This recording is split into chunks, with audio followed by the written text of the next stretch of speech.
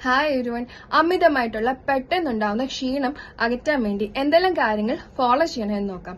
അമിതമായിട്ടുള്ള സ്ട്രെസ് ഉണ്ടാവാനുള്ള കാരണം ഉറക്കക്കുറവാകാം, വർക്ക് സ്ട്രെസ് ഉണ്ടാവാം, മാനസികമായിട്ടുള്ള സ്ട്രെസ് ഉണ്ടാവാം, അതുപോലെ വ്യായാമക്കുറവ് കൊണ്ടും അമിതമായിട്ടുള്ള ഫിസിക്കൽ സ്ട്രെസ് കൊണ്ടും നമുക്ക് ഉണ്ടാവുന്നുണ്ട്.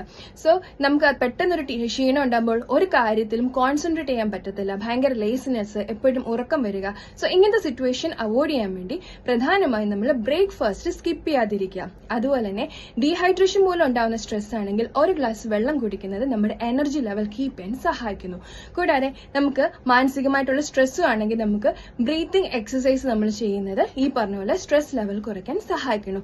അതുപോലെ റെഗുലർ ആയിട്ട് എക്സസൈസ് ചെയ്യാൻ ശ്രദ്ധിക്കുക. അതുപോലെ ഇന്റർമീഡിയന്റ് ആയിട്ടുള്ള ഫാസ്റ്റിംഗ് നമ്മൾ ആഴ്ചയിൽ 2 ദിവസമെങ്കിലും ചെയ്യാൻ ശ്രദ്ധിക്കുക.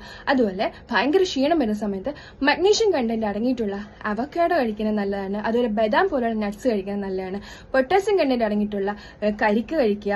അതുപോലെ ഏത്തപ്പഴം, തണ്ണിമത്തങ്ങ, അതുപോലെ പൊട്ടറ്റോ, ടൊമാറ്റോ എന്നിവ കഴിക്കുന്നത് നല്ലതാണ്. അതുപോലെ ആപ്പിൾ സിഡർ വിനീഗർ നമ്മുടെ എനർജി ലെവൽ കീപ്പ് ചെയ്യാൻ സഹായിക്കുന്നു.